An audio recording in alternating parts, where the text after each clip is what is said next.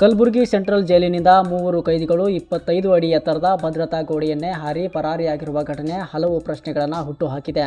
ಜೈಲಿನ ಸುತ್ತಲಿನ 25 ಅಡಿ ಎತ್ತರದ ಕಾಂಪೌಂಡ್ ಗೋಡೆಯ ಮೇಲ್ಭಾಗದಲ್ಲಿ 4 ಸಾಲಿನ ವಿದ್ಯುತ್ ತಂತಿಗಳಿದ್ದರೂ ಅವುಗಳನ್ನು ದಾಟಿ ಕೈದಿಗಳು ತಪ್ಪಿಸಿಕೊಂಡಿರುವುದು ಅಚ್ಚರಿಗೆ ಕಾರಣವಾಗಿದೆ.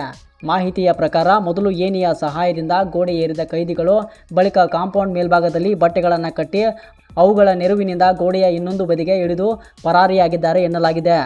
ಇನ್ನು ಒಂದು ಪ್ರಮುಖ ಪ್ರಶ್ನೆ ಎಂದರೆ ಗೋಡೆಯ ಮೇಲಿದ್ದ ವಿದ್ಯುತ್ ತಂತಿಗಳಿಂದ ಅವರಿಗೆ ಶಾಕ್ ಏಕೆ ಹೊಡೆಯಲಿಲ್ಲ?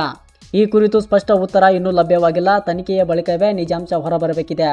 ಘಟನೆಯ ಮಾಹಿತಿ ತಿಳಿಯುತ್ತಿದ್ದಂತೆ ನಗರ ಪೊಲೀಸ್ ಆಯುಕ್ತ ಡಾಕ್ಟರ್ ಶರಣಪ್ಪ SD ಸೇರಿದಂತೆ ಹಿರಿಯ ಪೊಲೀಸ್ ಅಧಿಕಾರಿಗಳು ಕಲಬುರಗಿ ಸೆಂಟ್ರಲ್ ಜೈಲಿಗೆ ಭೇಟಿ ನೀಡಿ ಸ್ಥಳ ಪರಿಶೀಲನೆ ನಡೆಸಿದ್ದಾರೆ. ಪ್ರಕರಣದ ಎಲ್ಲ ಆಯಾಮಗಳಲ್ಲೂ ತನಿಖೆ ಮುಂದುವರೆದಿದೆ.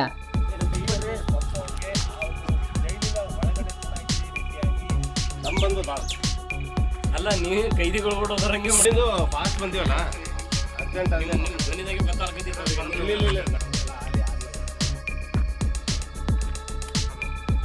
ಮಾಡ್ರಿ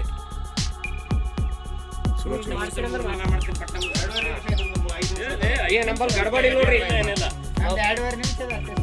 ಆಮೇಲೆ ನಮ್ಗೆ ಗಡಬಡಿ ಇಲ್ಲ. ಶಾಣು ಸರಿ ಹಿಂಗೆ ಸರಿ ಶಾಣು ಆಯ್ತು ಬರ್ರಿ.